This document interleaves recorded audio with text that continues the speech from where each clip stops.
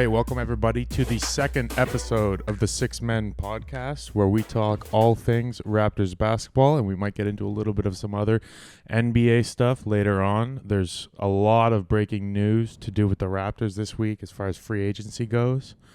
There's a lot of other news as well, where we're playing and basically what is going on with the organization. That's right. Yeah, the first big piece, I guess, is last episode we were kind of waiting to see where we were going to play. And you know my feelings about it and your feelings too, which was we don't really want to play anywhere else. We want to play in Toronto in front of the fans. Obviously, it's complicated because of COVID-19, obviously. But almost immediately after that episode, breaking news, the Toronto Raptors are playing in Tampa Bay, Florida at the Emily Center or Arena or whatever the fuck it's called, where the NHL team, the Tampa Bay Lightning, play. Yeah, so that's basically cuck number one of the day. Yeah, like basically what happened is the Toronto Raptors put together a proposal for the Canadian government, and the federal government basically said no. They basically banned us from playing. Now, for anybody listening that's not in Canada, we just went into our second lockdown. We take coronavirus very seriously here, unlike the U.S. So it was kind of the writing was on the wall. It just sucked because, it's just another disadvantage. We're not playing in another conference, so we're going to travel more than probably any other team because we're going to have to be flying up regularly. Not that it's a long flight, but it's just more. If we were based in Buffalo and stuff, it would have been a lot easier. Though apparently our players wanted to play in the cesspool that is Florida. Yeah, it's just basically another disadvantage that we have as the only Canadian basketball team in the NBA. Exactly. They're paid to play basketball. They're not paid to be smart. So that's another reason why they chose to pick that shithole. But no state income tax because, they got to keep on getting that bottle service. Yeah, exactly. Got to keep on getting those strippers. Isn't Tampa Bay where Robert Kraft, the owner of the New England Patriots, didn't he get busted in Tampa Bay? Tug and rub? Yeah, getting the hand jobs. Probably. And you know what? Our players are probably thinking, you know what? That sounds like a pretty good They probably saw the Robert Kraft story and thought, hey, that looks good. If Pascal plays better with a little rub and tug, that's fine with me. Oh, yeah. I think prostitutes and hand jobs are great for team morale. Strippers as well. So we'll see. Maybe playing in Tampa Bay could be really good for the team. Who knows? And the second piece of information is one of our two big free agents was, Fred VanVleet, point guard, won MVP, Finals MVP vote from our good friend Hubie Brown. He signed back for a 4-year, $80 million deal. $85 million deal. To break it down real quick for you, a lot of the market that was going after VanVleet was drying up quickly. We met with him in Chicago on Saturday, second day, made the deal. Comparatively, it looks like a great deal. This is a league of teams that are paying idiots like Davis Bertans $80 million to shoot some threes, and Joe Harris, which is, he's all right, but they're paying him $75 million. So getting Fred VanVleet, who's an all-star level player and probably is going to get a little bit better, $85 million, that seems like a good deal. What do you think? Do you think it was a little bit too much? Like the Raptors could have paid less for him because the market for him was closing up? Yeah, like he probably could have paid a little bit less, but the thing is here, and I think this is worth noting too, it's like he was part of the championship core. He played big minutes for us. You're paying him a little extra for that, and that's fine. And if you look at the structuring of the deal as was reported,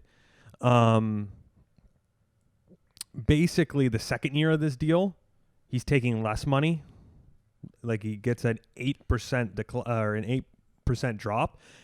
Gives a little bit of wiggle room for that 2021 free agency, which, again, was the whole point of all of this. It's to get into free agency and land Giannis, land Bradley Beal, land whoever you want to land in a year that has a lot of free agents. And you know what?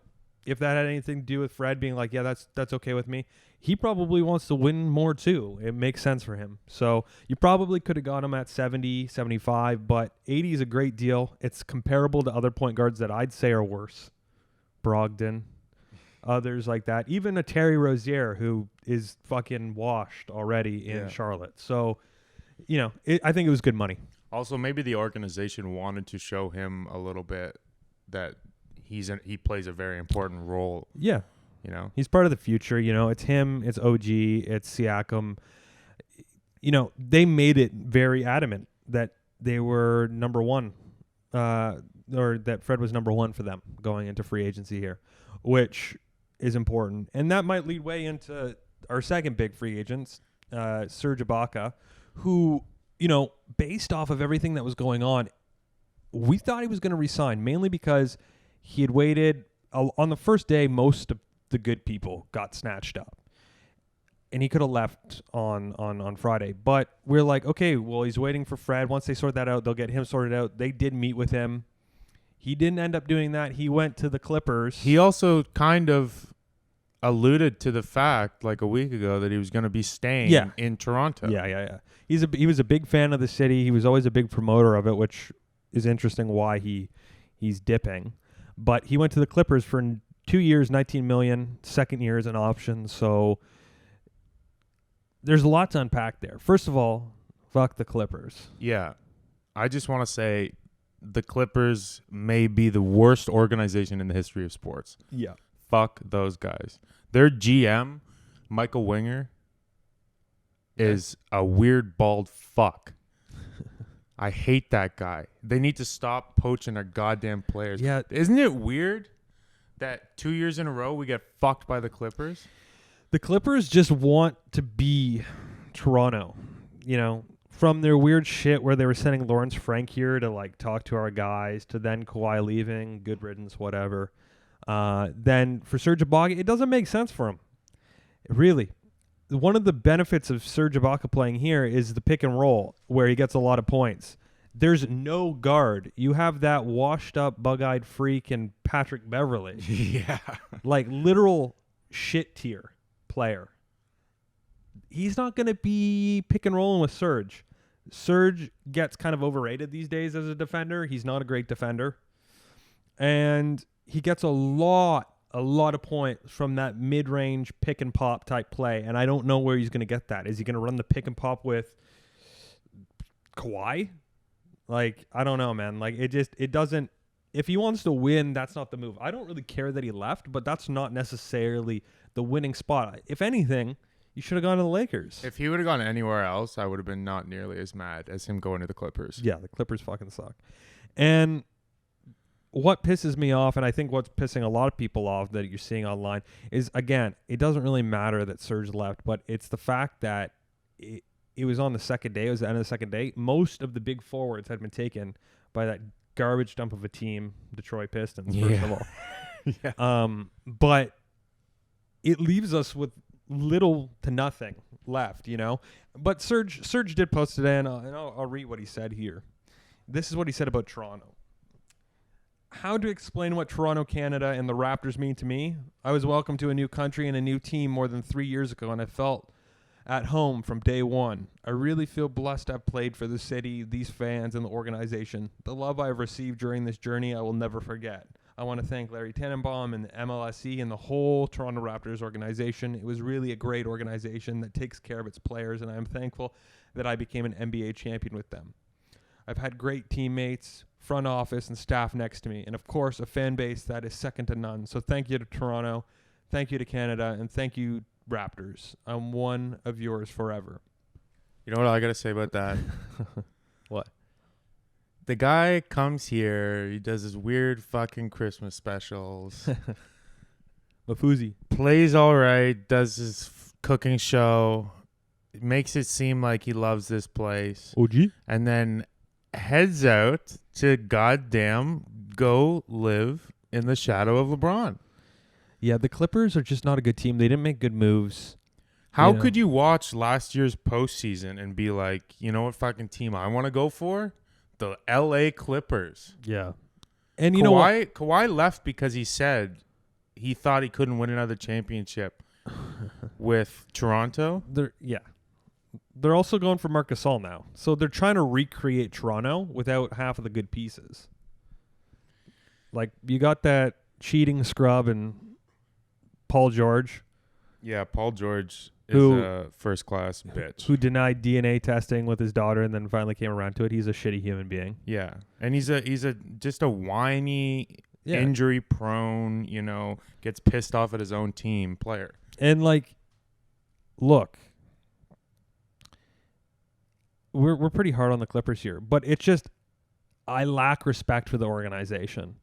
And I'm surprised players have respect for the organization. They've been a dumpster fire for like 40 years. They're shit. But with that, thanks to Serge, I think the fan base had a lot of problems with him, but they respect him. He was a good locker room influence. He was great with the young guys. He really kind of grew into his own here. I think he had his best years here, honestly. And he helped us win a championship. He was a solid piece. He was a solid component of that championship run. So thank you, Serge. Thank you for what you did here. I can't really cheer for you with the Clippers, but thanks for doing what you did. And really, that's left us in a tough spot because with Serge going, we technically only have two forwards. Dujuan Hernandez, who, as I think the assistant GM of the Raptors said in the last few days, basically they're treating it as a rookie season for him because he was injured and didn't play last year. Oh yeah, and he wasn't a high prospect anyway. I hope he works, but I don't want to count on him. And then we have Pascal Siakam for the 4. So it looks like Boucher is probably going to come back, but he's still an RFA. I don't think he'll get another offer, but again, that's not a starting center in Boucher. He's a off the bench kind of guy. Yeah, we don't have anyone to fill that position. So we can take a look at. There's a lot of names running around, and hey, maybe during the fucking episode here, somebody will sign. But yeah, we got the Woj alerts ready to go. We looked at Christian Wood. He signed with Houston.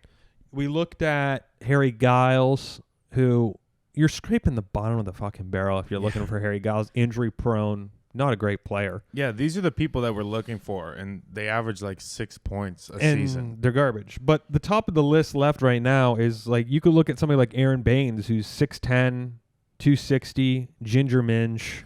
Yeah. Freak of a guy. Big guy, too. 260? Yeah. He's a tank. That's a thick boy. Yeah. He was playing with Phoenix, and before that, he had a good run with Boston.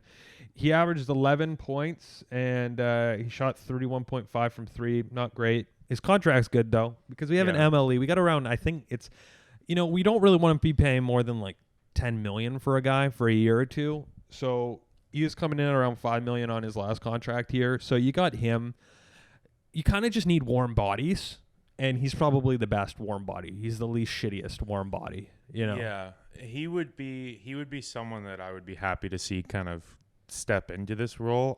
He's not the most ideal candidate, obviously, but when you're picking from scraps, you gotta get the juicy piece of fat that is Aaron Baines. And speaking of scraps and shit, you've got Alex Len. I thought he was dead, honestly. I didn't even know he was alive still.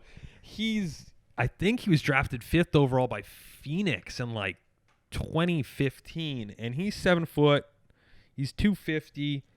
He averaged 8 points and 6 rebounds last year, and his contract came in at a whopping $4.3 million. God damn, this guy's a pinhead. Yeah, he's a Ukrainian guy. Not great. I don't even know if he can dribble. So you got him. You got Bismack, our old friend the Biz, who was with us during our DeRozan, Dwayne Casey years. Bismack is like a black hole on offense, but man, he can get boards, and he's a solid defender, a little undersized, but that doesn't really matter because he's often guarding the biggest guy. Yeah. He'd be okay. We're the reason why he got his fat contract that he did when he left here because he was playing with Kyle Lowry. He has chemistry with some of our guys. Bismack's okay if he comes in at the right deal, I think. Yeah, no, I think he could definitely play that role. We don't have anyone to do it. I love, like I said in the last episode, absolutely love Chris Boucher, good Canadian boy. Mm-hmm. But he just, he just doesn't have the weight. He does not have the weight to throw around with these guys. Like Chris Boucher weighs 200 pounds. When you're playing against guys like Daniel Tice, who probably weigh like 250, you just get smacked around. Tice is a little bitch, but like he'd push him around. Yeah, it's crazy because like you look at the rest of the list we got here. We got Willie Caldwell-Stein, 5-4, trash can player. People were going crazy for Boogie Cousins. That dude hasn't been able to step foot on the court for like 2 years. Don't you remember the finals where he played against us when he was with Golden State? He's just a big fucking whiner and a locker room cancer. He's not the player we want on this team. We don't want to depend on him. I don't want to give him money. Yeah, he's the worst. You got John Henson, who is a weird-looking guy, first of all. But he was averaging 5-4, washed up. The best guy actually left, but who's been in a locker room cancer of sorts, is Hassan Whiteside. He's a free agent. He averaged 15 and 13 last year. He's a big guy. He's like 7 foot. He would do what we want, but is he going to come in for what we want? I don't know. I think he's trying to get a bigger contract. But again, if it's day 3, day 4, whatever, free agency, and nobody's picked him up, I think that's pretty telling. Yeah. Also, I feel like a lot of NBA players just don't really want to play in Canada because, I guess it kind of makes sense. You grow up All-American. Yeah, it's the brainwashing. You have to go to another country to play basketball. Yeah. And obviously I wouldn't see it as an issue, but I think some of these guys really think that it's a problem to have to come and play in a different country. Yeah, look, I don't want to live in the States because I don't want to think about being shot every day. Yeah, so or I get it. dying of corona. Yeah, I get it. But you're a professional athlete. You get paid millions of dollars. Some of these guys are playing in China and shit anyway, so it's like you might end up in a concentration camp. So yeah, exactly. Or we could swoop in and get Anthony Davis. He hasn't technically signed that Lakers contract. No, he has not.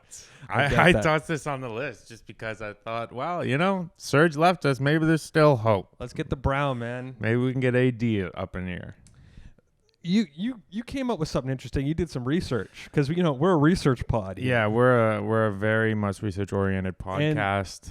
And with nobody playing those center roles, I looked into some Harlem Globetrotter shit because I thought I got sent a tweet about who the person who's going to play our center position is Freddie standing on Kyle's shoulders. Yep.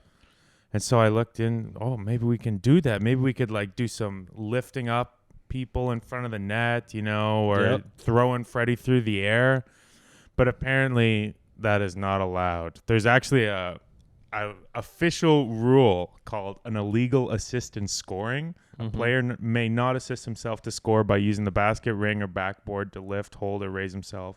A player may not assist a teammate to gain height while attempting to score, which I think is a bullshit rule. And it's another way for the NBA to attack the Toronto Raptors. Yeah, they probably did this rule back when Muggsy Bogues was playing for us. Oh, yeah, big time. That's probably where it came from. When Hakeem came here for one season, lifting him up, I don't know if they crossed over, but I could see it happening. For sure. Charles Oakley or some shit.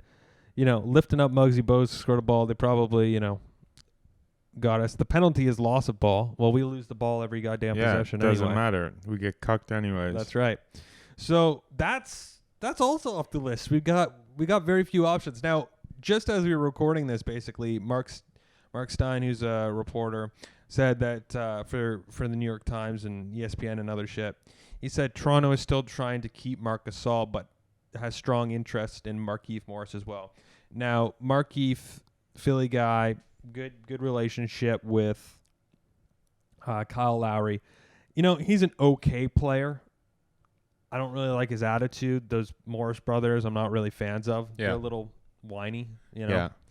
But we need bodies, and he's probably actually a better option. He can actually score the ball sometimes, and he's mobile. He kind of fits into the big category of today, So I'd be okay with that. Now let's talk Gasol. Okay, we had written Gasol off mainly because it's we were focused on Fred and Serge, right? Yeah. And earlier in the summer, there was a rumor coming out that Mark was done. He was going back to Spain. He lives there. Didn't He's want to from play there. in the NBA anymore. Yeah, he owns a team there. He looked a little washed by the time he got to the playoffs, and it was sad because I love Marc Gasol. I loved him. I watched a lot when he played with the Grizzlies. Amazing passer, probably one of the best big men passers of all time. Former Defensive Player of the Year. Used to be a fucking insane scorer too for what he was. He wasn't scoring a lot. We were asking him to score some points, and he just really couldn't do it last playoffs. But his ability to defend still and affect the play on the court and pass was huge. So, now, based off of all the shit that happened, what are we looking like? Do we want Mark back? Do we make that a big priority? I don't know. It really depends on his ability to play. He's an old guy. He's got bad knees. But last regular season, we relied on him a lot to get an open looks for threes because oftentimes teams will leave open the big guy, to force them to shoot the three. Yep. And, there was times where he was getting 3 or 4 threes a game and sinking those and racking up points. Obviously, in the postseason, he struggled with that a lot. He wasn't the only one, though. No, he wasn't at all. Siakam struggled a lot in the postseason, too. Yeah. I saw some people saying, play Pascal at the center. He'll have a mismatch. And they're like, well, people are like, well, what about Joel Embiid and stuff? It's like, oh, he's too quick. I'm like, he was getting bodied by Marcus Smart, who's several inches shorter than him. So let's scratch the idea that Siakam is going to play center and just let's focus on getting Siakam just to be able to score at the basket on people his own size. Yeah. He's got to drive that net. Also, with the thinning of our front court, we can't really ask Gasol to play more than 20 minutes a game, and that doesn't really solve the issue. Last year we were using him. He would come in at the beginning of the game. We'd get him the ball a lot. We'd run the offense through him a lot, get him 4-6 points, a few boards, and then he'd be gassed at the 6-minute mark, and then you'd sit him, and then you'd play him a little bit in the second half, and you try to close games, but sometimes even when closing games, he was gassed. So what do you do this year? Do you just play him at the end? I don't know. Do you start him off, let him sit, bring him in the fourth quarter, and try and have if we don't sign any of these guys that we talked about, try and have Boucher be a relief or OG be a relief for him? Yeah, it's going to be interesting because look, it's not Mark's conditioning is not bad. He came in, especially into the bubble, really thin. He was really fit. He lost a lot of weight. I think that was to see if he could sustain a little bit better, and it didn't work. OG's going to have a way bigger role. He's going to have to, and he's going to probably take a lot of those opportunities that Serge had where you're doing the pick and roll with Lowry and getting those mid-range looks. And, Fred's going to have to get better at the pick and roll too, but I don't know if Mark's the answer. Obviously, we need Mark. He's familiar with our system. We know he can play. He's a champion-level player. I would love to have him back. We could probably get him back on a cheap deal. But, I think you're going to have to pair that with a Markieff Morris. You're going to have to pair that with one or two other guys. There's obviously some G League guys that you could bring up and try out too, but it's just a lot of uncertainty. Yeah, and with the G League, you can't ask these guys who are rookies to, go up against people who are all-star centers because it's just not going to work out well, Yeah, and... we'll see what happens. Free agent center Willie Hernan Gomez. He's a weenie little white guy. He just as we were doing this has agreed to a 1-year minimum deal with New Orleans. So the pool is getting smaller and smaller. Yeah. Also, I want to say one thing that's really funny. Everybody's like, "Oh yeah, let's give Duan the go." Well, there was a video of him a few days ago working out with Jahlil Okafor, notoriously trash tier high draft pick who hasn't been able to really pull anything out. Jahlil Okafor was dogging this guy. Duan Hernandez? Yeah, you couldn't defend him, dude. It was really, really bad. And then guess what? Jahlil Okafor got a contract. So guys, back off the Duan.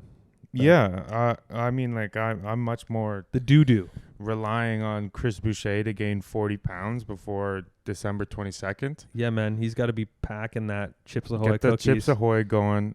and just put on that weight. Break so you the can go up lockdown. against these guys. He's insecure about it. I know. When William Lou was tweeting about it, he tweeted back. He's a little bit of a baby about that. Yeah. He's so small. I don't know if you're gonna fill out his frame, but I don't know, guys. Let us know what you think. What do you want? Who do you want? If you come at me with Boogie Cousins, I'm probably gonna block your ass. Yeah. Get out of here with that. I shit. hate DeMarcus Cousins. Yeah. He is probably he's up there with like Harden and his old buddy Steph Curry is like the biggest whiners in the league. Hot takes. So let us know. Probably we're gonna record this and put this out, and then we'll have our really pathetic answer out of who's gonna be filling in those spots. But again, as always, you can follow the Six Men Pod online, active on Twitter. Check us out on Instagram as well, on Facebook for you and your mom on the Facebook there. And we'll catch you on the next episode of the Six Man Pod. Check it.